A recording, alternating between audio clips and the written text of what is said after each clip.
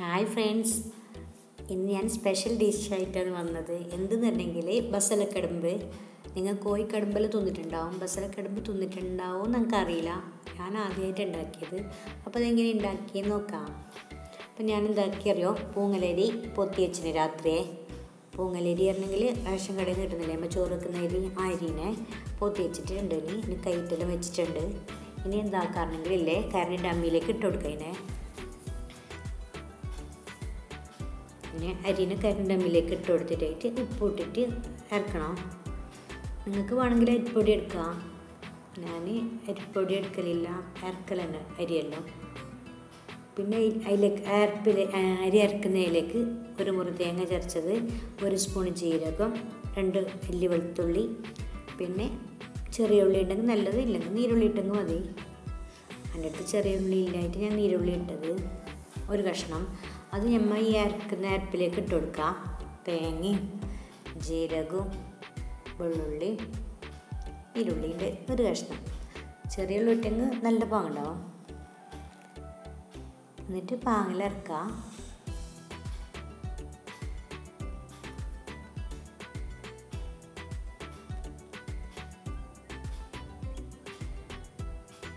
അരിപ്പൊടി എടുക്കുന്ന ആൾ തേങ്ങയും ജീരകവും വെള്ളുള്ളിയും നീരുള്ളിയും മിക്സിയിൽ നല്ല പാങ്ങി ചതച്ചിട്ടായിട്ട് അരിപ്പൊടിയിലിട്ടിട്ട് കുഴച്ചിട്ട് എടുത്തെങ്കിൽ മതി.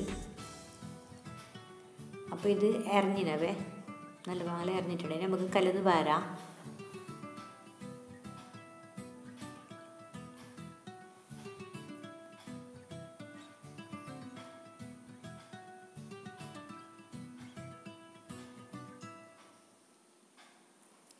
അങ്ങനെ ഞാൻ കല്ലുന്നെല്ലാം വാരിയിട്ട് എടുക്കുന്നുണ്ട്.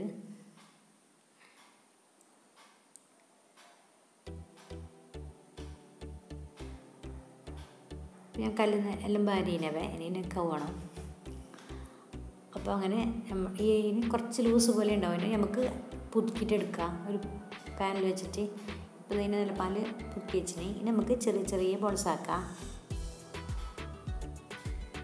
കടുമ്പാക്കാവേ. ഞങ്ങൾ പറയല് ഇതിന് കടുമ്പെന്ന്.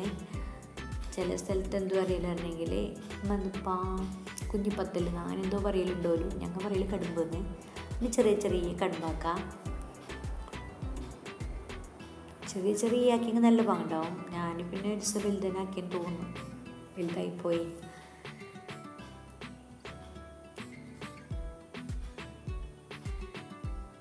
അങ്ങനെയെല്ലാം ഞാൻ കടുമ്പാക്കിയിട്ട് അപ്പച്ചമ്പ് തീയാക്കിയിട്ട് വെച്ചിട്ടുണ്ടായി. ഞാൻ അപ്പച്ചമ്പ് ചൂടാകാൻ വേണ്ടിയിട്ട് വെള്ളം കൂട്ടിയിട്ട് അതിൻ്റെ മുകളിലേക്ക് നമ്മൾ ആക്കി വെച്ചതിന് ഇട്ട് കൊടുത്ത് എന്നിട്ട് പൊത്തിയിട്ട് വേവിക്കാം.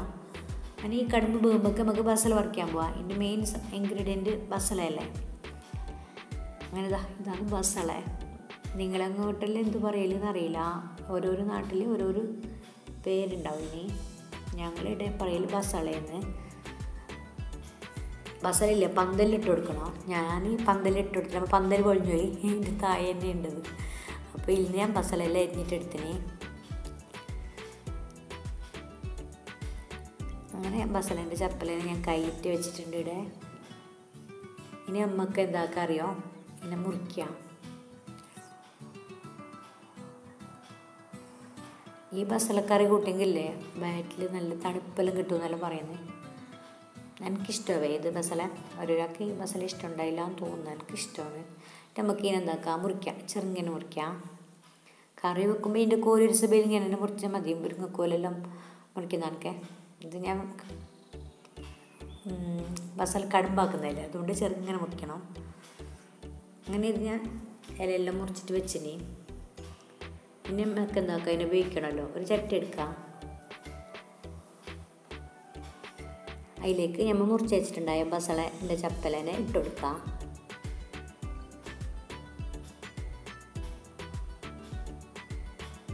പിന്നെ 2 പച്ചമുളകും ഒരു ചെറിയൊരു കഷ്ണം തക്കാളി ഇട്ട് കൊടുക്കണം. പിന്നെ കുറച്ച് മഞ്ഞൾപ്പൊടി ഇട്ടെടുക്കണം. പിന്നെ ആവശ്യത്തിനുള്ള ഉപ്പ് ഇട്ട് കൊടുക്കണം. ഞാൻ കല്ലുപ്പിട്ടതവേ. എന്നിട്ട് കുറച്ച് വെള്ളവും കൂട്ടിയിട്ട് പൊത്തിയിട്ട് ഇതിനെ വേകാൻ വെക്കാം.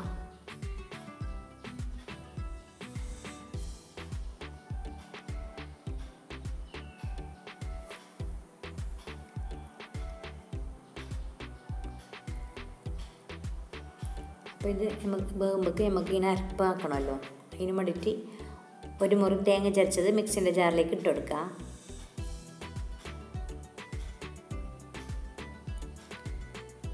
പിന്നെ മുളക് വേണം, ഉണക്കമുള. ഞാനിത് മുളക് അരച്ചിട്ട് വെച്ചിട്ടുണ്ടായിന്. ഉണക്കമുളകിനെ വറ്റൽമുളകിനെ അരച്ചിട്ട് വെച്ചതിൽ കുറച്ച് 1/2 സ്പൂൺ എടുത്തിട്ട് ഇതിലേക്ക് ഇട്ട് കൊടുക്കാം. പിന്നെ അരച്ചിട്ട് വെക്കൽ എല്ലാം മുളക് പൊടി ഇട്ടെങ്കിൽ മതി. ഞാൻ പിന്നെ അരച്ച മുളക് കൊണ്ട് അതിനിട്ട് പിന്നെ കുറച്ച് മഞ്ഞൾപ്പൊടി, പിന്നെ 2 വെളുത്തുള്ളിൻ്റെ അല്ലി ഇട്ട് കൊടുക്കണം. എന്നിട്ട് ആവശ്യത്തിലുള്ള വെള്ളം കൂട്ടിയിട്ട് പിന്നെ കരിയാമ്പലി ഇട്ടിട്ട് അരക്കണം പാങ്ങിൽ. ഇപ്പോൾ പാങ്ങിൽ അരച്ചിട്ടെടുത്തിന് ഞാൻ. അപ്പോൾ നമ്മൾ ബസല വെന്തിട്ടുണ്ടാവും, കടുമ്പും. അപ്പോൾ കടുമ്പിടെ വെന്തിന്.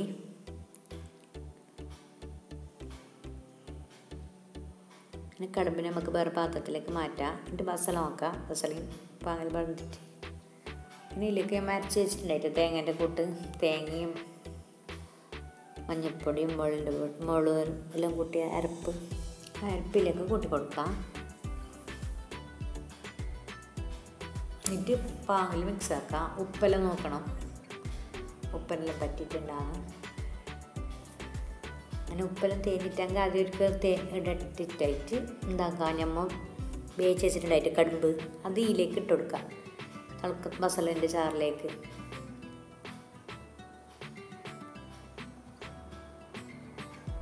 എന്നിട്ട് പാങ്ങിൽ മിക്സ് ആക്കാം. എന്നിട്ട് പൊത്തിയിട്ട് എന്താക്കണം അറിയോ, വേവിക്കണം. അതിൻ്റെ മസാലേൻ്റെ ചാറെല്ലാം പറ്റുവോളത്തേക്ക്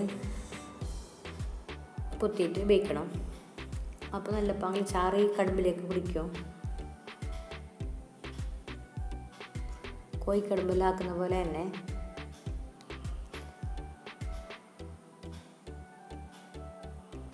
ഇതായിപ്പോൾ ഒരു വകയെല്ലാം വറ്റിയിട്ട് വന്നില്ലേ. ഇനി നല്ല പാൽ വറ്റിയിട്ടാകുമ്പോൾ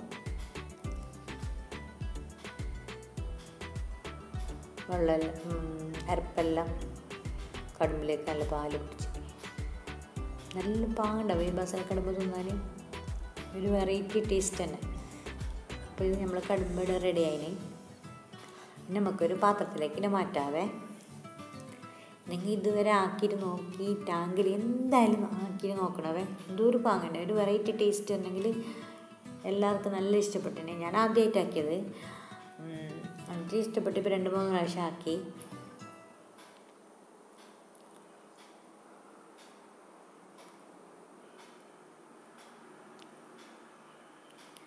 നല്ല ഹെൽത്തി ആയിട്ടുള്ള ബസലക്കടുമ്പ് തന്നെ പറയാലോ.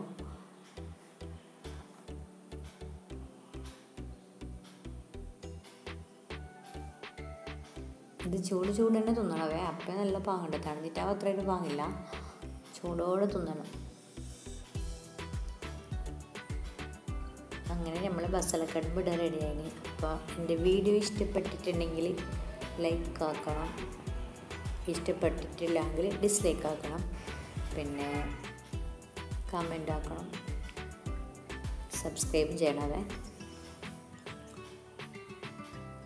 Thanks for watching.